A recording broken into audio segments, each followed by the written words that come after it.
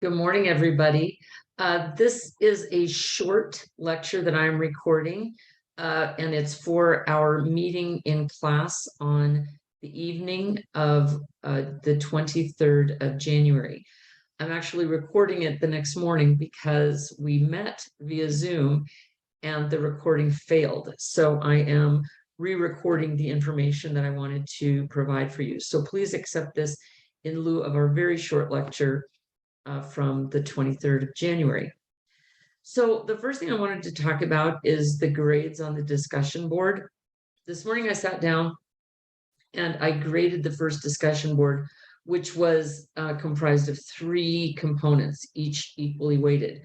One was your actual post to the discussion board. That would be worth 1/3.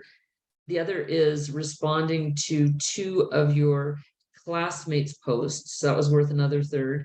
And the final piece was the 15-minute Zoom meeting that you've scheduled with me. So if you only had, for example, a grade of a 35, that means that you've completed one of those elements. I know it would really be 33 1/3, but it seems like a silly distinction. So 35, if you have a 70%, it means that you have completed 2 of those elements. And if you have an 84%, it means that you have completed 2 of the elements and completed half of the other element. So the first piece of information is I will in general grade our discussion boards on Tuesday morning.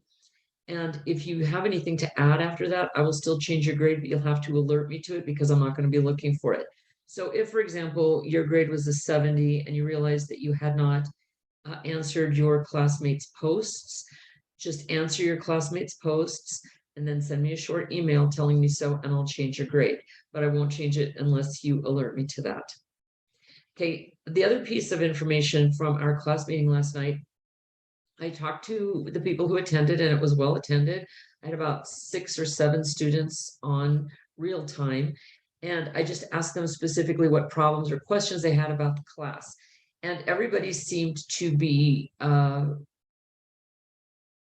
following the material very well.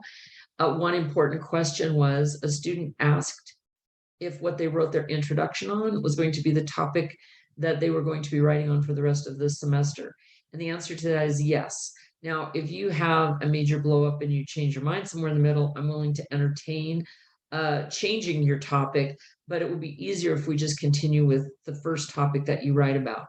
So keep that in mind when you're choosing your topic for your introduction, that with all luck, it will be the topic for your final paper and what you write on, what you do, the literature review, and the other pieces as well.